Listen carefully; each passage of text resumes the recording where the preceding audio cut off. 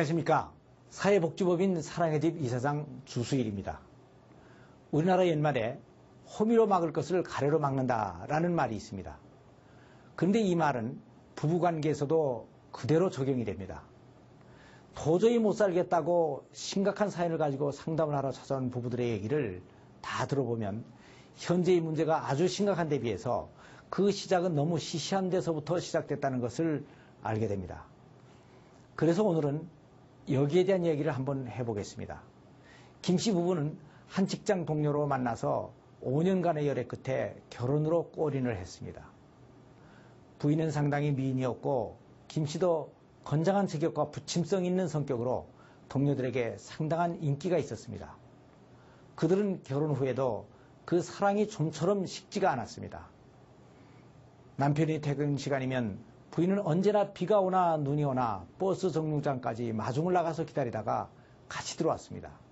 아침에 출근할 때에도 문 밖까지 나와서 남편을 배웅해 주는 것 때문에 이웃 주부들로부터 해도 너무한다는 질투 섞인 핀찬을 많이 들었습니다.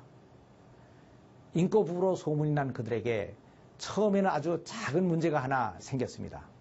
남편이 직장에서 중견사원이 되고 접대 자리에 참석하기 시작하면서 귀가 시간이 늦어지고 불규칙해진 것입니다. 그래서 늦게 귀가하는 남편 때문에 정류장까지 나와 기다리던 아내가 몇 번 허탕을 쳤습니다. 김 씨도 속으로는 아내에게 좀 미안하다는 생각이 들긴 했지만 가부장적인 가정에서 자란 사고방식 때문에 미안하다고 사과를 하지 않고 오히려 남자가 직장생활을 하면서 술을 좀 먹고 늦게 들어올 수도 있는 거지 뭐 그런 걸 가지고 그렇게 불만이요 하고 권위적인 자세로 큰 소리를 쳤습니다. 그래서 아내는 아니 내가 뭐 늦게 들어오는 걸 가지고 뭐라고 했어요? 늦게 들어오면 전화라도 해야 될 게 아니에요. 마중이라도 안 나가게 라고 항의를 했습니다. 대답이 궁해진 남편은 바쁘게 일하다 보면 그럴 수도 있지. 뭐 그러니까 누가 당신 보고 매일 그렇게 마중을 나오라고 했어? 하고 별 생각 없이 말을 했습니다. 남편의 말을 듣고 아내는 그래? 그렇다면 그렇게 정성을 바친 내가 바보지 하고 생각을 하며 그 다음부터는 마중 나가는 것을 중단했습니다. 그리고 결혼 전에는 몰랐던 가부장적인 남편의 자세가 하나하나 드러나기 시작하면서 불만이 쌓이고 아내는 여기에 대한 보복으로 남편을 무시하기 시작했습니다. 그래서 남편은 남편대로 이런 것을 보면서 그래? 이제는 막 나가는구만 하고 생각하면서 그래도 나름대로 신혼의 분위기를 유지하려고 했던 노력을 포기하기 시작했습니다. 그래서 고삐가 풀린 남편은 술 먹고 들어오는 날이 더 늘어났고 아내는 이러한 남편을 더욱 막대하고 그래서 실망과 원망과 미움의 표현들이 차츰 도를 더해갔습니다. 그래서 자기들은 다른 부부와는 뭔가 좀 다르다고 자부해왔었는데 그 자존심이 허물어졌습니다. 그리고 남편에 대한 정이 차츰 식어가면서 남편과의 잠자리에서도 아주 피동적으로 됐고 그 기쁨도 전같지 못했습니다. 그래서 남편의 요구에 대해서 거부하는 횟수도 늘어났는데 몸이 건강했던 남편은 여기에 대한 불만이 또 대단했습니다. 그녀는 그럴수록 더 냉혹하게 거절을 했고 굴욕감을 받은 남편은 더 술을 먹고 더 포악해지고 그녀는 그럴수록 더 정이 떨어지고 이렇게 악순환이 계속되며 증오가 늘어갔습니다. 그래서 그렇게 잘 맞았던 성적인 조화도 깨졌고 연애와 신혼을 합쳐서 10년 넘도록 싸운 두 사람의 사랑의 탑이 완전히 무너져 내려갔습니다.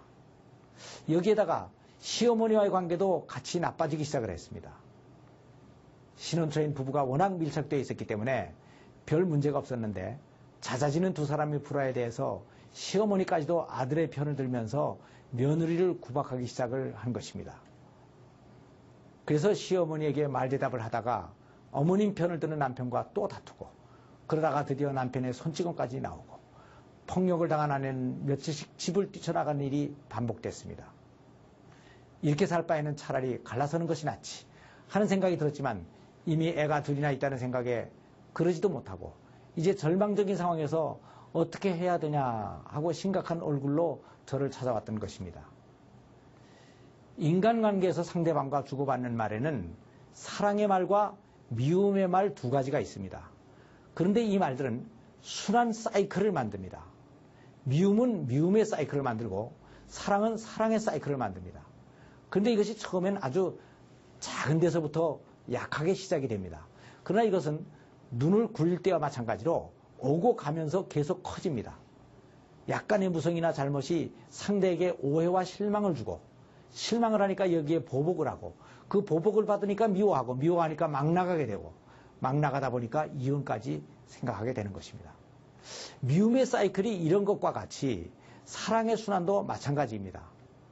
자그마한 친절이지만 받으니까 고맙고, 고마우니까 잘해주고, 잘해주니까 사랑하고, 사랑하니까 양보하고 희생까지 할 수 있게 되는 것입니다.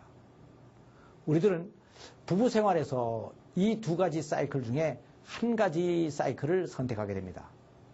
그런데 한번 그 어느 것에 속하면 좀처럼 다른 것으로 바꾸기가 힘들어집니다. 이런 상황에 있을 때는 사람들이 다 상대가 그렇게 하니까 나도 그렇게 했을 뿐 자기 잘못은 없다고 생각들을 하기 때문입니다. 그래서 이것을 바꾸는 데는 강한 동기와 힘이 필요합니다. 그런데 이 힘은 원래 하나님께로부터 나옵니다. 그래서 이들 부부는 상담을 받고 그 후에 세미나도 참석을 하고 많은 기도 끝에 하나님의 도움으로 미움의 순환을 끊고 새로운 삶을 시작하게 됐습니다.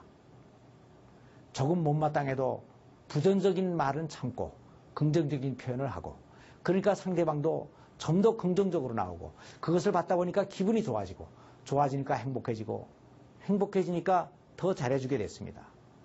그래서 지금은 신혼 때보다 더 행복해졌다는 간증을 하며 다른 여러 부부들에게 많은 도전을 주고 있습니다. 그들은 이렇게 얘기를 했습니다. 상대가 그렇게 야비하게 나오는 것이 바로 내가 한 행동에 대한 반응이라고는 미처 생각해보지를 못했습니다. 저 사람이 어떻게 저렇게 변할 수가 있나 하고 원망만 했죠. 이제 우리는 상대가 좋아하지 않는 말은 처음부터 하지 않으려고 노력을 합니다. 잠언 18장 20절 21절을 보면 이런 말씀이 있습니다.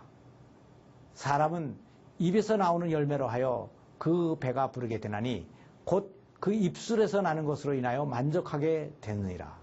죽고 사는 것이 혀의 권세에 달렸나니 혀를 쓰기를 좋아하는 자는 그 열매를 먹으리라. 사랑의 말은 행복한 영생을 만들고 미움의 말은 불행한 사망을 만듭니다. 감사합니다.